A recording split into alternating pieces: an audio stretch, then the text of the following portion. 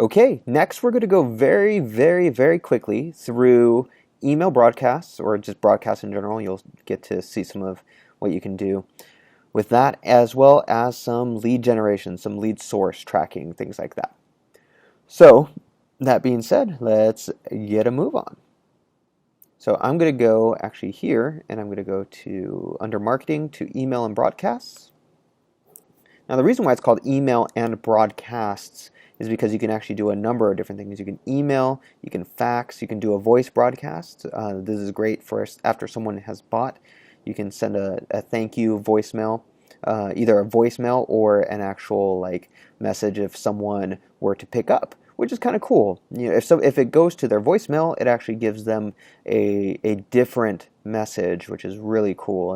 It's very personalized. You can send letters. You can send fulfillment lists as well. But we're just going to go to email in this particular instance.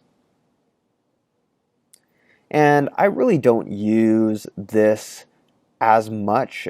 I use this, the times I really use this is if, say, I have a webinar or some kind of teleseminar or something like that where it's going to be in 2 weeks and I know that I'm not going to put it as part of a campaign, but you never know when you'll use it. But I have a whole bunch of different saved searches, and we'll just use one of these. And this is my full list of people in this particular application. And we're going to just click next.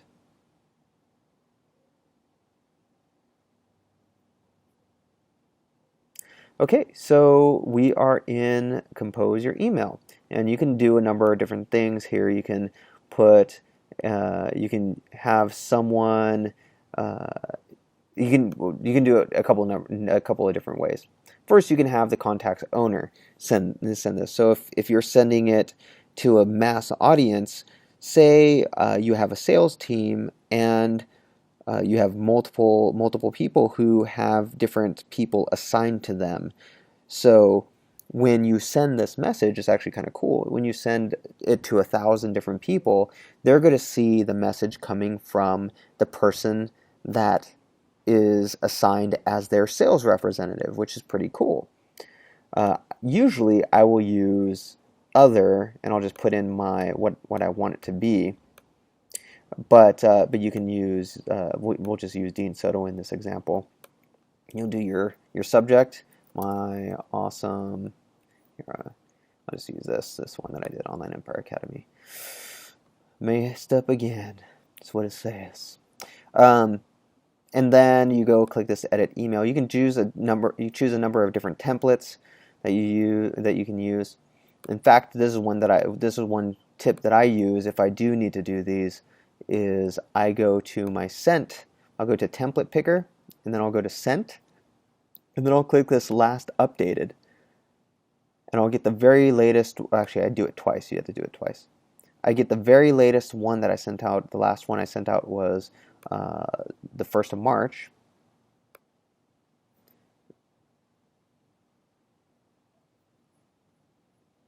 And here's one that we did. It was for a class that we had. And then I can go to this edit email.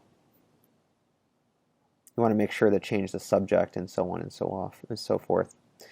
And then you can edit it the way that you want. All right, when you're in here, and we talked about the custom fields, and we mentioned that you can merge things.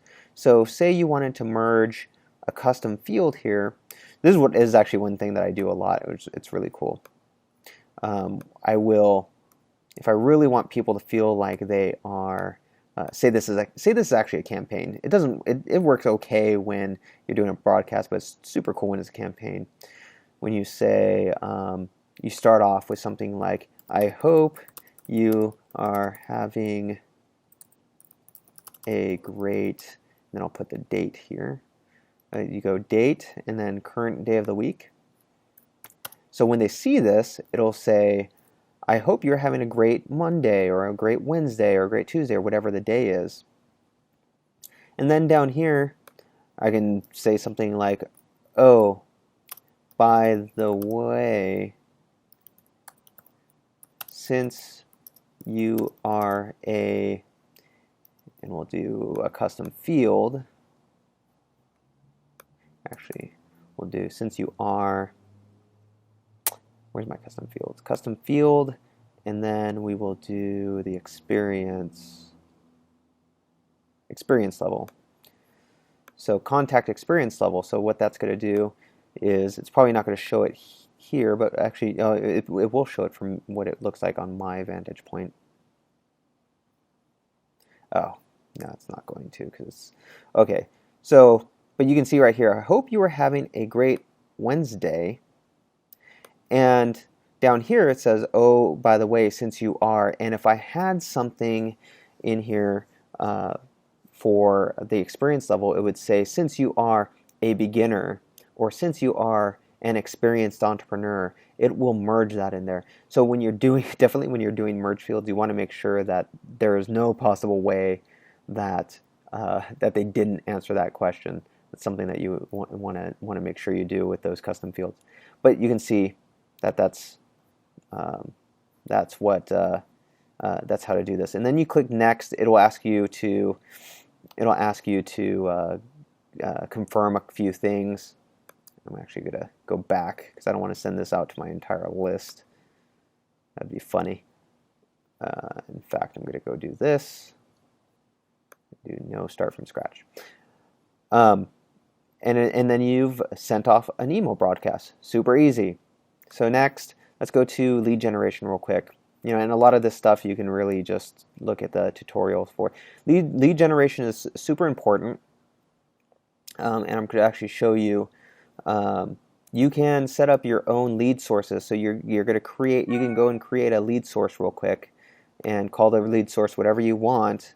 Put in the description. You can have it as a category here. You can edit categories and things like that. You can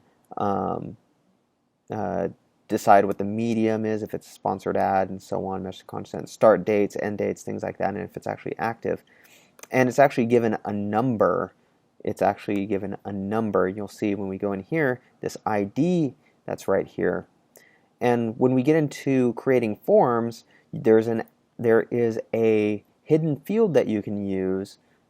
If you use a hidden field in there, and then you select lead source, and you put what the number is on that. Like if you know that everyone who goes and fills out that survey is coming from Facebook, or even if, if you know that they're coming from Facebook, you put that in there in the lead source ID, and it will track that. So here's for the last year that we did. Here are just our lead sources and what we've some of our ROI that you see on these. So Entrepreneur Idea Dads is a site that we have. 16,000 came from that. On the old Online Empire Academy, 110,000 from that. A webinar that we had.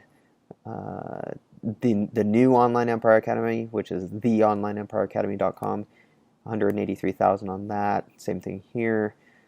Facebook, 20,000 from Facebook this year. Spreecast, 3,000. SMS, 18,000. Things like that. So you can see how powerful this can actually be in tracking how much your ROI is off of those leads. So that's just a quick overview of lead source tracking. And where it becomes really powerful is when you use it with the web forms that we're going to create in the campaign builder. So we'll talk about that in not too long from now. It's getting there, guys. It's getting there.